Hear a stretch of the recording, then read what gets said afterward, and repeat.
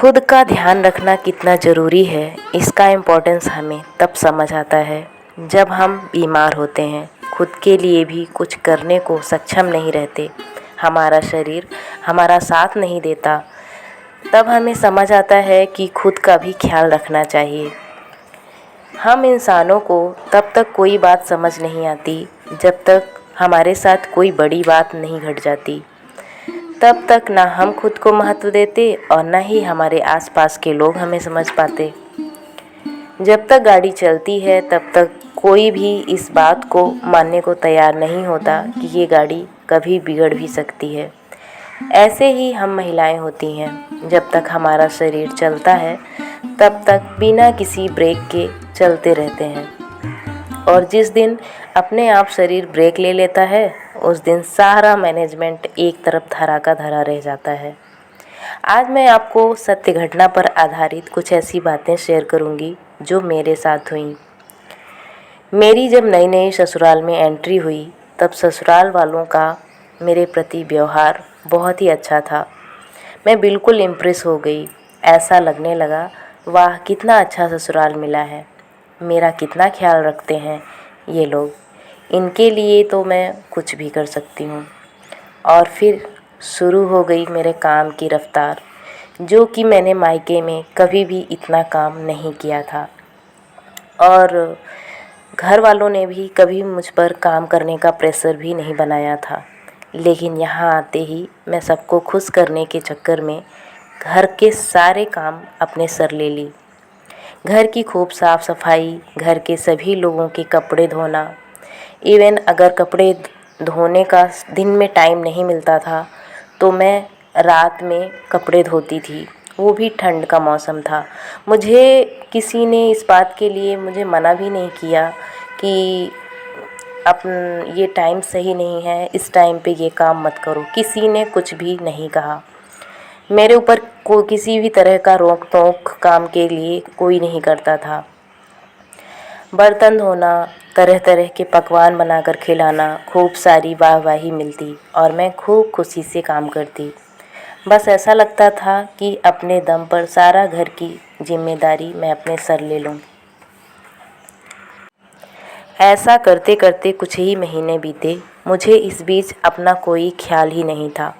धीरे धीरे मैं वीक होने लगी और बैक पेन स्टार्ट हुआ।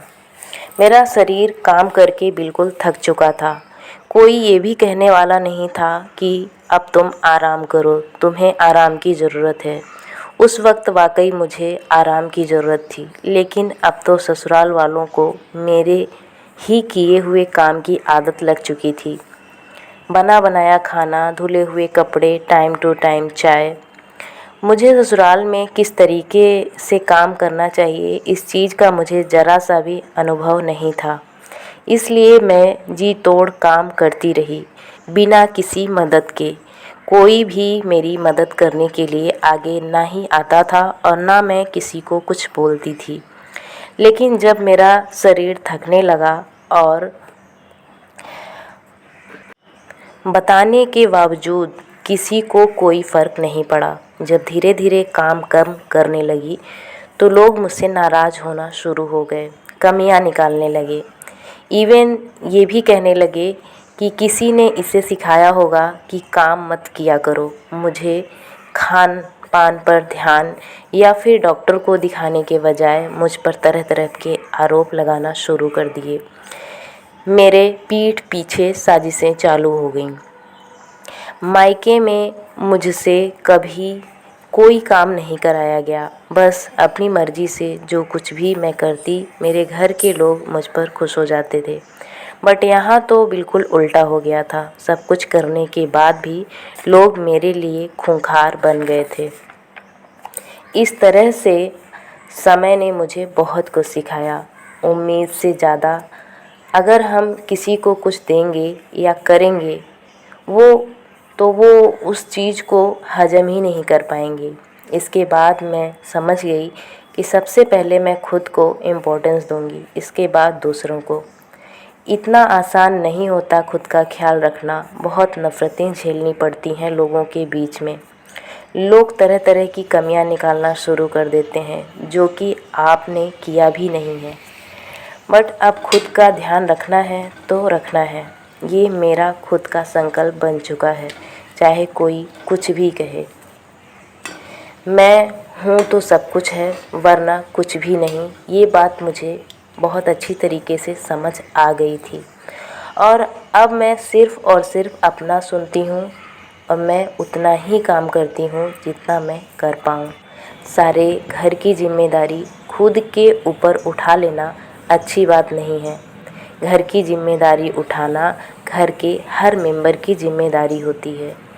मेरा हर महिलाओं को एक मैसेज देना है कि किसी के डर या फिर खुद की प्रशंसा के लिए घर का सारा बोझ अपने ऊपर ना लें। काम को बांटना सीखें, चाहे कोई खुश हो या नाराज़।